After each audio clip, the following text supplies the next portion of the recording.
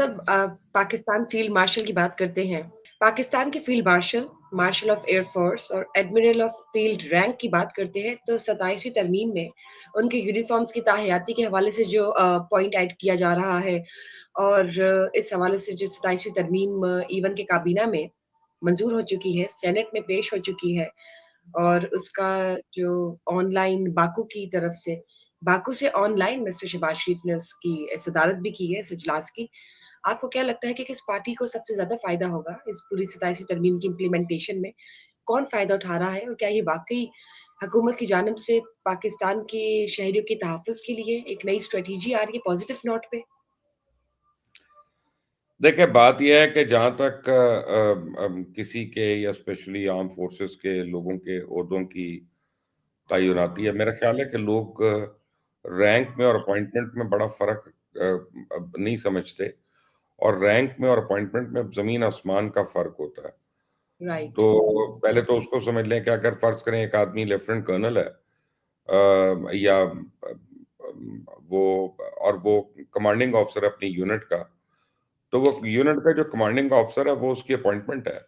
Rank उसका lieutenant colonel का ही है या अगर मेजर है और वो बैटरी कमांडर है, तो रैंक उसका मेजर ही रहेगा, बैटरी कमांडर उसकी अपॉइंटमेंट है या इसी तरह सिपाहियों में आप लेते हैं, कोई आरएचएम होता है, कोई बीएचएम होता है, कोई तो वो आई मीन रैंक्स उनके डिफरेंट हैं, कोई नाइक होगा, कोई हवलदार होगा या लांस नाइक होगा, लेकिन उसकी अपॉइंटमेंट्स डिफरेंट हो सकती हैं। बिल्कुल। दूसरी चीज़ ये है कि हम इस वक़्त जो पाकिस्तान जिस दौर से गुज़र रहा है, मसलन मैं चलें आप ए फील्ड मार्शल के मुतालिक छोड़ दें, आसिम मुनीर के बारे में। उसकी वजह ये है कि अगर मैं कुछ कहूँगा तो लोग कहेंगे कि जी ये पिंडी को मस्का लगा रहे हैं और ये जी अपना फ़ायदे की बात कर रहे हैं। हालाँकि मेरा उनसे कोई ताल्लुक नहीं है। But I think he's a great general and he's proven himself to be a super general and a commander. लेकिन आप ये देखें चले मैं एक लम्हे के लिए बात करता हूँ एयर चीफ की, ज़हीरुद्दीन बाबर की।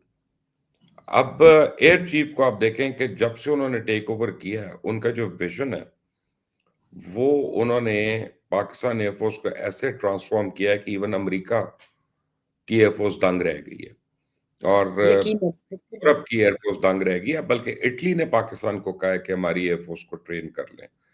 तो यूरोपियन कंट्रीज़ जो हैं वो पाकिस्तान को आके ये कह रही हैं। और हम देख रहे हैं कि हमारे बॉर्डर्स पे जो बिल्डअप है और हम देख रहे हैं कि जिस तरह से पागलों की तरह इंडिया टेक्नोलॉजी एक्वायर कर रहा है और इक्विपमेंट एक्वायर कर रहा है। तो मैं ये समझता हूँ कि एयर चीफ भी इस वक़्त जो हैं और नेवल चीफ भी जो हैं, नॉट ओनली आर्मी चीफ, उनकी कंटिन्यूटी होनी चाहिए क्योंकि उनका जो विज़न है ना, उसने हमें यहाँ तक पहुँचाया। This vision should not be discontinued. मैं ये नहीं कह रहा कि जो आएगा वो कम एफिशिएंट होगा, no. But the thing is, right now we need continuity of this particular combat vision जो हम कर रहे हैं क्योंकि अब सिर्फ पायलट्स की ट्रेनिंग नहीं है, अब उसमें ईडब्ल्यू भी है, अब उसमें साइबर वॉरफेयर भी है, हमारे वसाइल बहुत कम है, हमारे मसाइल बहुत ज़्यादा हैं, तो हमने किस तरह से इक्विपमेंट को अपग्रेड करना है।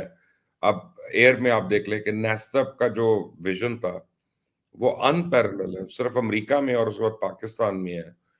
जो लिंक का विजन है जैसे अमेरिका लिंक 16 पे का चलती है पूरी एयरफोर्स, हम लोग लिंक 17 हमने पाकिस्तान ने खुद बनाया अपना, उस पे ऑपरेट बिल्कुल, करें।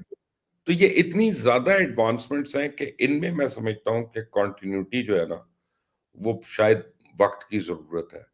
अब वो 27वीं तरमीम के जरिए होनी है, एग्जेक्टिव ऑर्डर के जरिए होनी है, वो एक कोई डीओ के जरिए होनी है, ये तो कॉम्पिटेंट अथॉरिटी को बेहतर पता है। मैं वो नहीं हूँ। तो प्राइम मिनिस्टर हैं या प्रेसिडेंट हैं, स्पेशली प्राइम मिनिस्टर, उनको पता है। सो मुझे इसमें ठीक। कोई इतराज़ नहीं, मैंने कोई उनकी जगह पे जाके आर्मी चीफ नहीं बनना, मैंने किसी की जगह पे एयर चीफ नहीं बनना, मैंने नेवल फ्लीट को नहीं कमांड करना। मुझे ये देखना है कि काफ़ी चीज़ों का मुझे नहीं पता, तो मैं चुप करके बैठूँ और देखूँ कि पाकिस्तान के दिफ़ा के लिए जो भी चीज़ ज़रूरी है, हमें वो करनी है, चाहे आम अकल में आती है या नहीं आती। बिल्कुल ठीक बात। बिल्कुल ठीक। आपका पॉइंट बिल्कुल वैलिड है। लेकिन चलिए अब ऑपोज़िशन पार्टीज़ की तरफ चलते हैं। पीटीआई की बात करते हैं, तो उन्होंने 27वीं तरमीम के खिलाफ कह सकते हैं कि एहतजाज किया है या प्रोटेस्ट किया है और उसके खिलाफ है।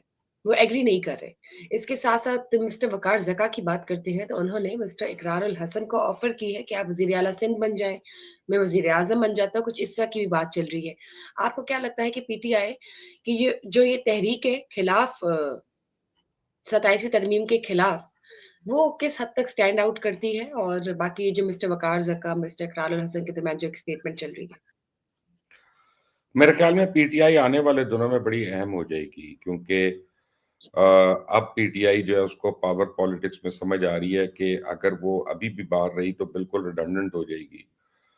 तो आने वाले दिनों में महीने 2 महीने में आप देखेंगे कि एक तो पीपल्स पार्टी और पीटीआई इनमें कुर्बत बढ़ेगी और नून लीग भी चाहेगी कि किसी न किसी तरह पीटीआई को ऑन बोर्ड ले ले और उसको कोई फ़ायदे दे दे और खुद पीटीआई चाहेगी कि बगैर छाप लगे वो पावर कॉरिडोर से बेनिफिट्स लेना शुरू कर दे।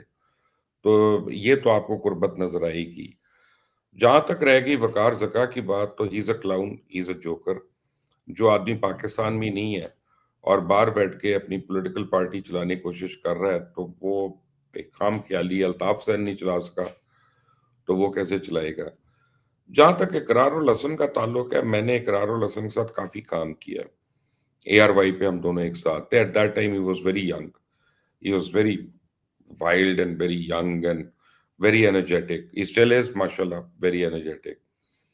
इकरारुल हसन के बारे में एक आपको मैं बताता हूँ कि आप उनसे इख्तिलाफ कर सकते हैं, लेकिन he is very focused and he is a very industrious worker.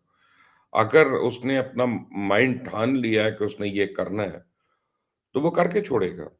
और इकरारुल हसन को अल्लाह ने बड़ी सलाहियतें दी हैं, उसमें मैनेजमेंट की बड़ी एबिलिटी है, उसमें लीड करने की एबिलिटी है, लोगों को इंस्पायर करने की एबिलिटी है and he speaks in a tone and in a manner के लोग उसकी बात पे यकीन करते हैं, लोग एतबार करते हैं उसकी बात का। उसके लाखों में नहीं, करोड़ों में फैन्स हैं इकरारुल हसन के।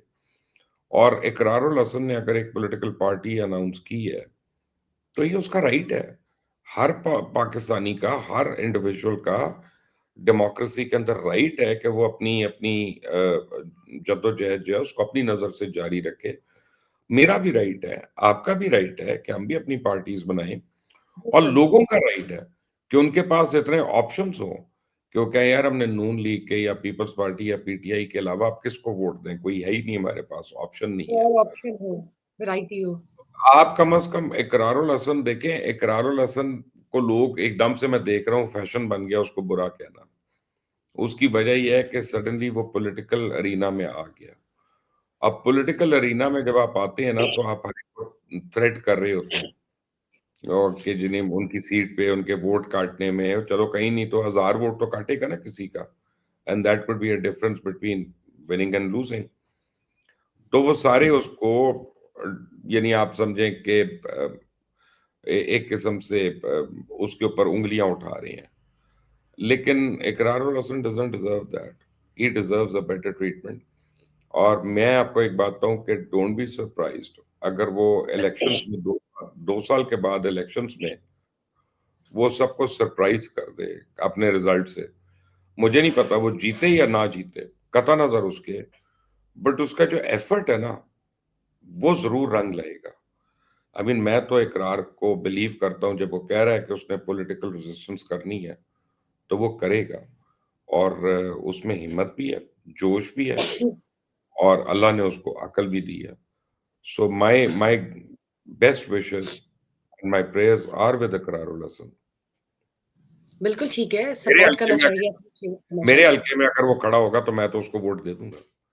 आई मीन व्हाई बिल्कुल ठीक नॉट यार? बात इतने जोकरों को है। देते हैं, एक अच्छे बंदे को दे देंगे। तो नहीं, नहीं, आपकी बात बिल्कुल ठीक है कि हर शहरी को हक है कि वो डेमोक्रेटिक इलेक्शंस की तरफ जाए, अपनी राय दे और अवाम के साथ कनेक्ट हो, because it's for the people, by the people, by the end of the day.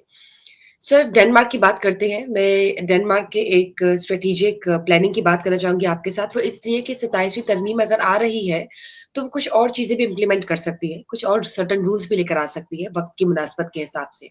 Because we have to adapt ourself with the new environment. जैसे कि वहाँ पे देखिए 15 साल से कम उम्र बच्चों को सोशल मीडिया के फ़ोन्स अलाउ नहीं किए जा रहे। तो अगर हम पाकिस्तान में देखते हैं, तो यहाँ पे जितने यूट्यूबर्स हैं, they are under 15, most of them are quite famous. तो ये जो बच्चों के साथ एक नया ट्रेंड शुरू हुआ हुआ है यूट्यूब का, उनको अप्रिशिएट करना इस चीज में, screen time, social media, TikTok, इस तरह के जो कंटेंट की स्ट्रेटेजीज है, ऐसा कोई सर्टेन रूल क्यों इम्प्लीमेंट नहीं होता? 27वीं तरमीम तो आ रही है, तो ये भी तो जरूरत है वक्त की। पता नहीं आप रोक के रिस्ट्रिक्ट करके कितना कर सकते हैं। डेनमार्क की पॉपुलेशन इतनी कम है कि शायद वो आराम से कर लें। हमारी और उनकी पॉपुलेशन में बड़ा फर्क है, और हम हर चीज को आजादी इजहार के साथ लिंक कर लेते हैं। लेकिन yes, they should be a check and balance, I agree on that. But having said that, वहां पे हर चीज में चेक एंड बैलेंस है। मैं आपको बताऊं, अभी मेरी बेटी है, शी इज एन अडल्ट अल्हम्दुलिल्लाह, लेकिन हम लंदन में थे, मैंने उसको नीचे लाइटर लेने के लिए भेजा, तो because she looks very young, तो उसने, शॉप वाले ने उसको लाइटर नहीं दिया या माचिस नहीं दी। तो देखें, बात यह है कि आपको एथिक्स और मोरालिटी पर हर चीज में अपने, आप सोशल मीडिया की बात कर रहे हैं, लेकिन 12 साल के लड़के को खोखे से सिगरेट मिल जाता है, 14 साल के लड़के को अपने स्कूल के बाहर हीरोइन मिल जाती है, ड्रग्स मिल राइट। जाती हैं। सो आप पहले इन चीजों को देख लें, फिर सोशल मीडिया पे भी अटैक कर लेना। हमारे जो सोशल इवल्स हैं वो बहुत बड़े हैं और बहुत ज्यादा हैं, और बड़े ट्रू। डिफरेंट।